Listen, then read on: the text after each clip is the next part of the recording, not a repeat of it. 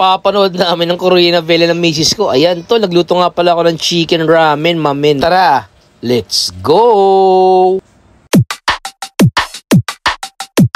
So, nandito na naman tayo sa episode serye natin mga tol. Episode number 6, syempre, chicken ramen, mamen. Mamit lang pala ako na isang buong manok mga tol. Syempre, tinimplahan na natin yan. Doon pala yung mga saktong sukat ng ating mga ingredients mga tol. At least 30 minutes mga tol. Pero mas masarap pag 2 hours o over that, syempre. Ililipat ko lang tol yung manok sa malinis plato. Tapos isasama ko na rin pala tol yung marination para mas makapit yung lasa doon sa ating manok mga tol. Tapos mga tol, nagpainit na pala ako ng kawalan. Naglagay pala ako ng 1 litrong tubig mga tol. Kasi yan natin gagamitin doon sa ating lulutuin na steamed chicken, di ba? Diyan ko rin pa tol ng spring onion patiluya para mas masarap at mas mabango yung ating chicken mga tol. Dagdag flavor din yun. I-steam ko lang yung tol ng 45 minutes o kaya hanggang maging tender yung ating chicken. Tapos nga pala ito maghiwa tayo ng ating mga aromatics. Spring onion tol, tapos meron tayong red onion. Syempre, kung makakalimutan yung bawang mga tol. Yan ang gagamitin natin sa ating ramen mamaya. Ayos na naman ang food trip namin ito mga tol. Taman chill lang sa Gedde mga tol. Tapos habang nanonood ng Netflix kasama yung mga bata tapos yung aking asawa. Meron nga pala kami nabiling kimchi mga tol. Worth 100 pesos lang pala yan tol, 500 grams na yan. Bagay na bagay rin yan sa ating ramen mamaya mga tol. Tapos syempre tatabi na natin yan, di ba? Di ba nga parang mala Korean ang ating lulutuin ngayon mga tol. Syempre meron yung fish cake, di ba? Nabili rin namin tol sa Korean store yan syempre. Sa halagang 130 pesos mga tol, 250 grams meron ka ng fish cake, di ba? Kaya kung mahilig ka sa mga Korean ramen mga tol, pwede ka bumili sa mga Korean store tol. Murang-mura pa at masarap, di ba? Meron tayong gin ramen mga tol, tapos pati yung cheesy na ramen. After 45 minutes mga tol, lutuin yung ating steamed chicken. Ayan, di ba? Ihiwain ko lang yung sol sa gitna para makita natin kung luto-luto ba yung loob. Naman tol kung gaano ka-juicy yung ating chicken, di ba? Tapos nagpainit na rin pala ako dyan ng tubig mga tol para doon sa ating ramen. Ilalagay ko na rin pala tol yung ating mga aromatics, syempre garlic, onion, spring onion mga tol. Tapos yung ating mga powder seasoning doon sa ating ramen mga tol. Tapos meron pala yung cheese powder tol. Di ko lang tol na-achieve yung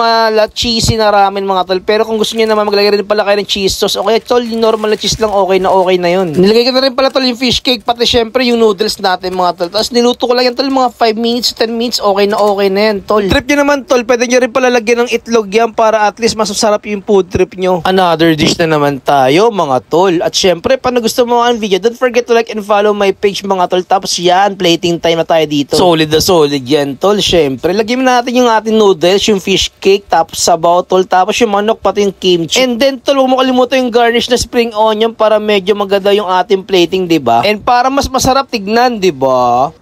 Yun. Tol, tikman tinuto ko ramen, pati steamed chicken tol na parang masarap. Hindi ko ba titikman eh. So, tikman na natin tol. Syempre tol yung yung ramen natin na may fish cake tol.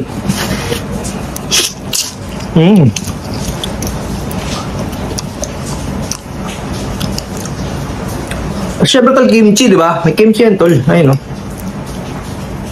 Kaya tayo ngayon. Para mala Korean, di ba? Sarap.